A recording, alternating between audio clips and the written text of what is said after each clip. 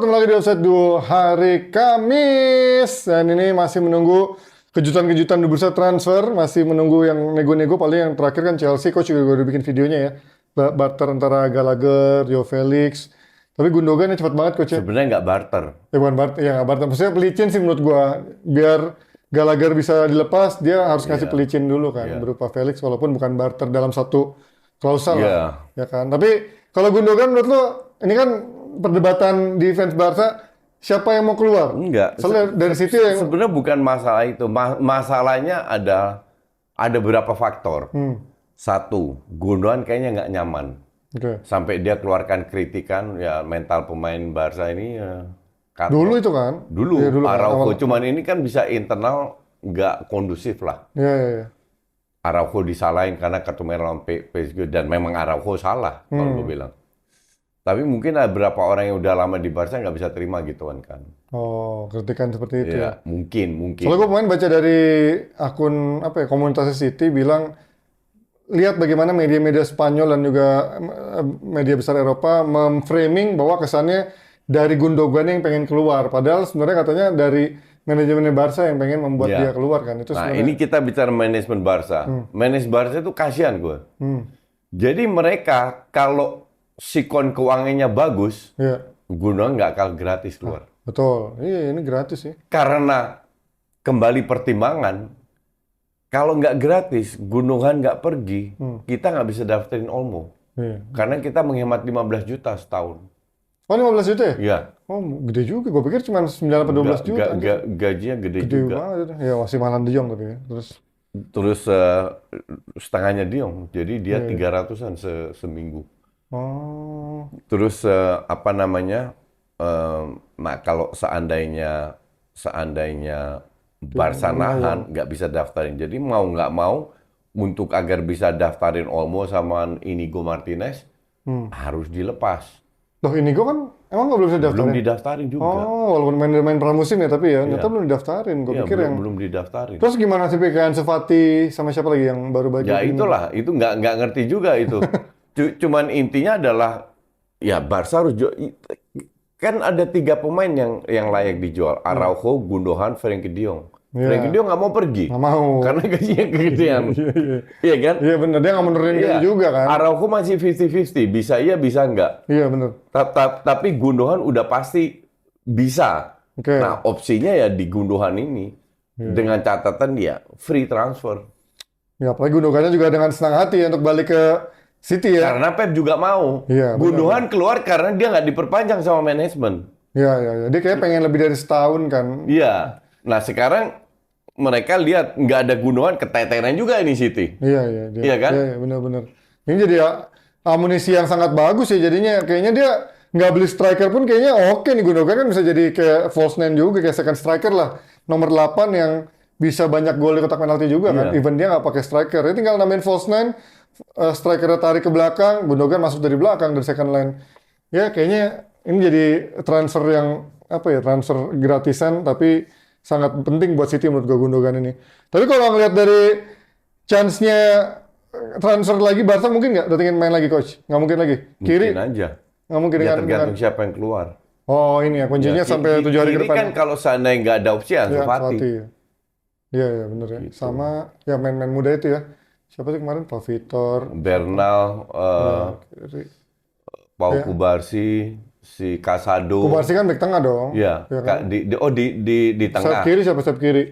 Sayap kiri nggak ada. Xavi kan main. Oh iya, tahun lalu Xavi ya dipaksain Xavi. Iya. Terus si Ansu Fati kan bisa di kiri ya. Ya kita lihat nih transfer Barca kayaknya masih sibuk juga mengkalkulasi bagaimana dia bisa mendaftarin Olmo dan main-mainannya siapa juga pemain yang mau keluar karena ini tapi kalau kita di-mention banyak kan tadi hari ini ya terkait Frenkie de Jong yang komunitas itu kan. Menurut lo dia yang laknat atau memang ya sah-sah aja profesional gajinya terlalu gede dari rezim sebelumnya gitu kan? Sebenarnya dibilang salah ya gimana? Juga, lu seorang profesional. Betul.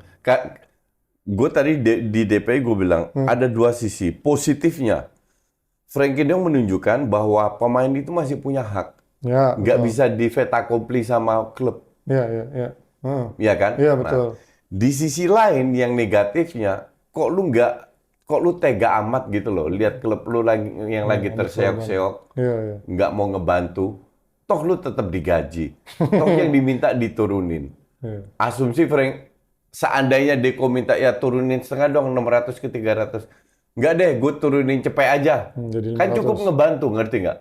Nggak mau, bener-bener mereka nggak mau turun sampai Laporte bilang, Frenkie de Jong ini kayak mau stay sampai 2026 biar dia bisa pergi free transfer. Iya sih.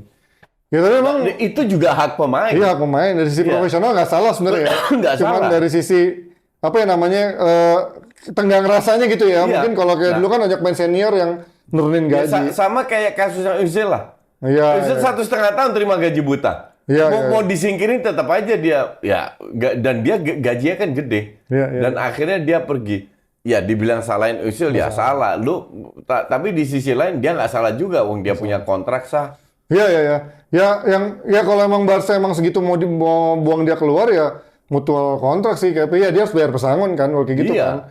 Dan itu yang kayaknya nggak mungkin dilakukan oleh Barca gitu kan, untuk bayar pesangon. Udah nggak ada duit juga. Iya, bayar pesangon. Nah, jadi sekarang sikonya ya Hansi Flick harus memanfaatkan Frenkie de Jong semaksimal mungkin. Iya. Ya memang karena kemarin ada yang dari komunitas itu ada perdebatan dulu yang senior pada mau nurunin ya. Wajar karena mereka pemain senior yang udah lama di Barca, kemudian mereka ada kedekatan dari sisi La Masia dan lain-lain kan. Kalau De Jong kan nggak punya kedekatan itu, jadi memang dia cuma lihat dari sisi profesional doang. Gue melihat ada sisi dari point of view itunya gitu. Jangan bandingin sama Busquets, jangan bandingin sama Alba, jangan bandingin sama Pique waktu dia nurunin gaji, karena menurut gue De Jong bukan seorang orang yang lahir dari La Masia, lahir dari Barca. Justru dia pengen main di Barca sebagai orang yang menjadi ikonnya, jadi memang dia kayak pengen yang paling besar di sana. Dan nggak ada beda kalau ceritanya ada tawaran misalkan dari tim mana yang ternyata dia juga pengen main di sana ya kan. Ternyata kan nggak, karena dia kan impiannya main di Barca kan, bukan main di tim lain. Jadi menurut gua nggak ada destinasi lain atau godaan lain yang membuat dia pengen keluar dan juga pengen mendapatkan sesuatu yang lain dari luar sana. Jadi ya serba salah juga buat Barca, kecuali Barca memang mau jual pemain, uangnya dipakai buat nebus kontraknya si itu. Dia yang paling benar. Tapi di minggu ini Barca akan ketemu siapa nih? Menurut lo dengan komposisi masih banyak kemarin pemain muda, apakah di pertandingan minggu ini akan lebih banyak pemain senior coach lebih main? Karena masih Gavi sama Pedri kemana coach menurut lo? Masih belum fit? Kan masih belum fit. Pedri bisa. Pedri bisa kan? Gavi belum. Gavi belum. De Jong belum. Nah, De Jong tuh kemana? Lama banget ya? Masih cedera. Masih lagi pemulihan. Lawannya Athletic Bilbao nih. Lawan Nico Williams nih. Iya. Jadi kemungkinan Pedri main, si Casado main, sama gue nggak ngerti lagi siapa. Balde cedera. Oke, Araujo Balde masih cedera. Masih knock nih. Ya cuman kayak kalau knock sih biasanya nggak terlalu berat. Ansu Fati masih foot injury, Gavi masih injured. Iya, Ansu Fati masih, Araujo masih, Ilkay Gundogan ya udah cabut jadi udah nggak dihitung. Ya lawannya sementara si ini nggak ada Unai Simon kemungkinan, terus Oscar de Marcos yang nggak begitu penting lah kalau si. Dan Madrid akan ketemu Valladolid, harusnya lebih enteng nih secara di atas kertas. Jadi chance-nya Madrid buat ngincar 3 poin lah dibanding kemarin, karena gue melihat kemarin Madrid belum nyetel dari sisi permainannya, lebih ke sisi individual. Kita lihat apakah di pertandingan keduanya akan lebih bagus. Oke, kita pindah dari Spanyol ke Inggris. Nah, coach ini yang terbaru kan katanya MU lagi mengusahakan loan dulu nih sama Ugarte nih. Katanya sih semua pihak mengupayakan itu. Si Fabrizio Romano bilang gitu kan, termasuk PSG-nya kayaknya ngasih lampu hijau kalau ya udah kalau emang mau dilepas, tapi tergantung nih deal-dealannya si Ugarte sama MU gimana. Menurut lo bakal terjadi nggak nih seorang Ugarte ke MU? Gimana sih? Ugarte ke MU 50-50 sih. Ya, sekarang pihak Ugarte kan udah maksa bahwa dia mau keluar. Tapi kan kembali lagi ke duit. Ini juga sama kasusnya, pemain punya hak, klub punya hak. Lu mau maksa-maksa gimana pun, kalau gue nggak dapat apa yang gue inginkan, nggak gue lepas. Jadi tergantung klubnya butuh duit atau enggak. Sama kayak Barca. Iya. Nah, in this case, kayaknya mereka butuh duit dan mereka lihat ini peluang untuk dapat duit banyak. Tapi ini kalau dari Romano ya, MU are working on loan with obligation to buy formal bid to Paris. Negotiations to continue with this formula as Jorge Mendes still leading talks with PSG. Ugarte what's to join ya, makanya sih Ya, emang udah di-push dan banget PSG ya. nggak butuh Nggak duit. butuh duit banget ya. Jadi kalau lu nggak jual ya serah gue. Nah, Iya, ini yang repot untuk pemainnya. Iya benar. Ya, jadi tiap transfer itu lu harus lihat sikon klubnya, sikon pemainnya, sikon klub yang beli seperti apa. Ya. Nah, MU kan mungkin ngincer pemain lain sampai dia pengen loan dulu. Karena dia belum ada yang Belum dijual ada yang coach. biar nggak kena financial fair Iya play itu kan. kayaknya. Iya. Emang kayak dia cari Ya, aman di situ. Nah, itu kan kasusnya beda lagi. Iya. Ya Nggak kan? penting. Ya, jadi kita nggak bisa tiap transfer kita harus bahas itu, harus per case. Iya. Karena kalau tahun lalu mungkin orang lihatnya pengen mencari apa pendamping seorang Casemiro, tapi sekarang gantian. Orang mencari pendampingnya siapa, Kobbie Mainoo, karena Casemiro menurut gua nggak bisa main full semusim sebagai pemain inti, dan kayaknya justru membutuhkan satu orang yang lebih fit ada di posisi DMF itu. Ya mungkin Mainoo sama Casemiro bisa ganti-gantian main di pendampingnya Ugarte kalau Ugarte jadi gabung ya. Karena Mainoo juga masih muda. Ya minimal butuh pelapis. Iya, iya. Minimal butuh pelapis lah. Sambil nunggu McTominay dijual ke Napoli, masih wait and see karena kemungkinan ke Fulham udah close. Fulham udah dapetin Sander Berge itu 25 juta. Sementara kemarin kan MU 30 juta ditolak karena McTomnya nggak mau, masih ada personalnya yang nggak mau. Mungkin ke Napoli dia lebih mau. Ya gue nggak tahu nih, kalau melihat Sancho sih lebih nggak mungkin ya, karena nyata Sancho ini cuman apa ya, gorengan media doang coach nyata, karena PSG nyata nggak Nggak pernah ngebet minat. seorang Sancho kan. Ya, walaupun katanya Mbappe masih mencari penggantinya ya, tapi kan ada Barcola, ada siapa lagi di sana yang memang bisa main di kiri. Nggak, tapi memang butuh pelapis sih. Iya, Either Sancho atau Rashford. Bahkan gue mikir Rashford. Tahu gosip terakhir apa? Siapa? Sterling ke Oh iya. Arsenal. Sorry ke Arsenal? Iya. Bukan ke City, bukan ke PSG, sorry. Nggak ke Arsenal. Oh ya itu, tapi keren sih menurut gua, kenceng deh. Tapi Maruk kalau buat main, Nggak, kan kembali lagi. dia bisa nggak adaptasi? Bukan. Duit lu berapa? Oh iya. Kalau saya cuma 10 juta, angkut. Nggak mungkin. Makanya. Nggak mungkin. Iya kan? Iya. Kalau 50 juta, no thank you. Iya. Karena dia belinya juga segituan Iya. kan, mahal juga. Dan gajinya juga gede tuh, Sterling tuh. Iya, nah itu gaji negotiable lah, iya kan? Iya. Kalau Sterling bilang gue mau main tiap minggu dan Arsenal Tapi mau taruh di mana coach? Di kanan berarti? di kiri lah. Oh kiri berarti. Martinelli kan nggak meyakinkan. Trossard juga. Trossard bisa main di tengah, Oh, kan tapi lebih. bisa false nine. Oh Tapi berarti. gue takutnya kalau mereka beli winger kiri, striker nggak datang. Oh, iya benar. Karena dia masih, Merino aja masih agak lama ya. Kenapa ya menurut lo Merino lama kenapa nih? Nego lah duit. Anjing salot itu ya. Padahal kalau Fiore set dan Arsenal menurut gue nggak masalah soal duit gitu. Kenapa dia begitu? Pelit aja. Anjir, sepelit itu kah anjing? Kalau nggak pelit, Osimhen udah dibeli dari kapan tau? Karena musim udah berjalan gitu, dan dia beli pemain gelandang, apalagi gayanya menurut gue ini gayanya dia tipikal agak physical attribute kan, appearance-nya yang tipikal apa ya, box to box yang suka duel-duel physical gitu. Jadi menurut gue gaya mainnya mungkin akan butuh penyesuaian aja sama Enggak, Arsenal.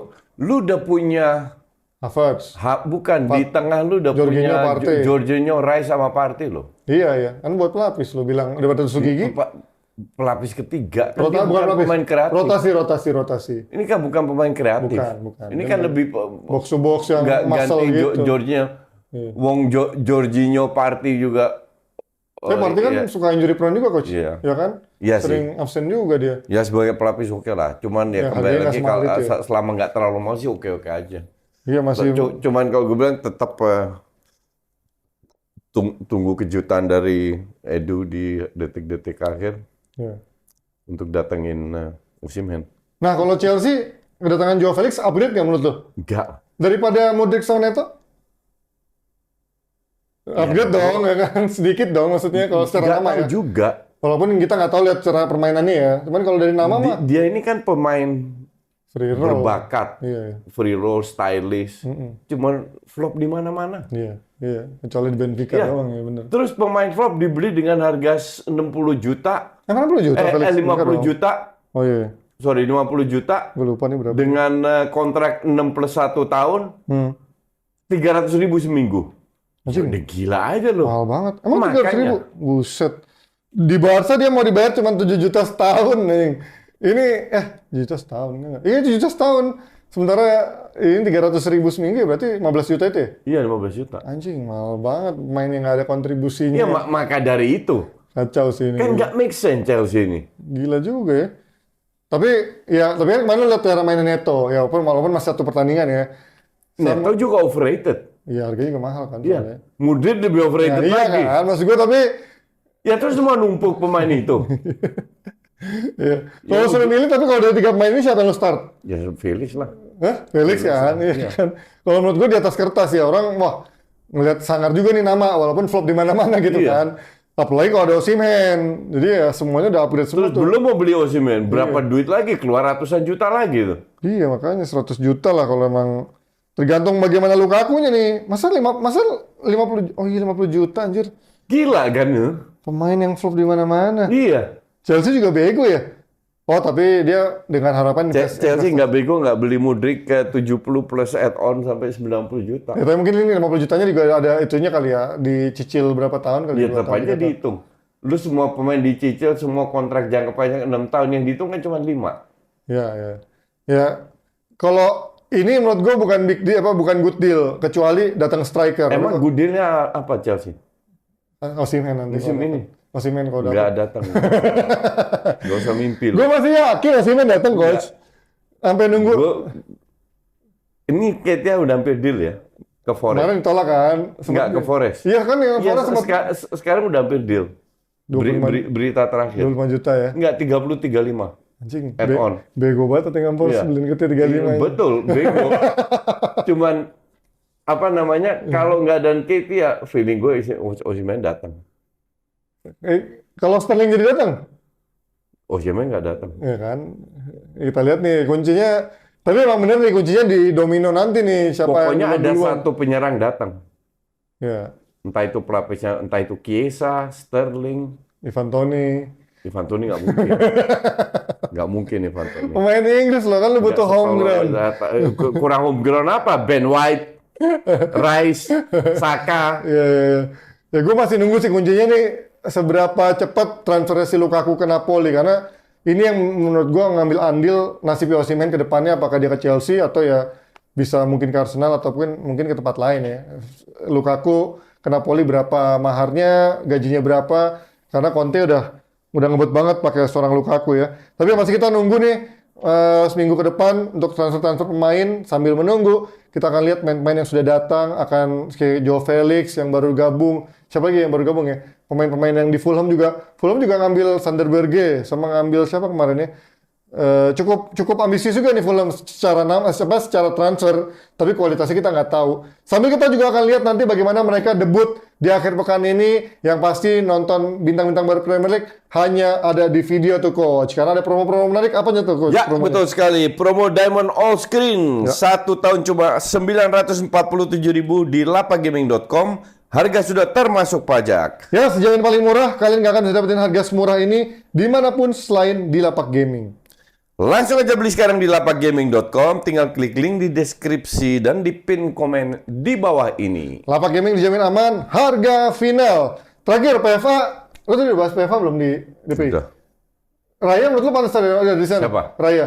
Enggak. Nah, kan Dua lu- orang nggak pantas. Lo sempat kritik dia Iya, sama Watkins versi. Sama Watkins. Kenapa Bukayo Saka nggak ada? Nah itu pertanyaan. Nah sama Palmer. Bukayo Saka dong. Jam terbang lah. Oh iya, tapi kan kalau dari penampilan musim Nggak, lalu kan. Bukayo Saka sering gendong Arsenal. Iya, tapi dia banyak absennya. Setahu gua kalau tahun lalu kan ada. Bukayo Saka nggak banyak. Bukannya sempat absen. dirotasi ya? Nggak, Oh, nggak ya? nggak pernah dirotasi. Jumlah golnya berapa? Ya, gue nggak tahu. Kayaknya lebih ya kalau Palmer kan kayaknya lebih banyak kan dari sisi. Penaltinya lebih baik. Cuman Iya, Arsenal iya juga sih. Runner up, Iya. Chelsea rank 6. Tapi kan kalau dari sisi gendong, Palmer lebih ngegendong. Ngegendong. Iya, iya, kan? tapi gendong ke rank 6. Iya, Ini gendong ke rank 2. lumayan naik MJ.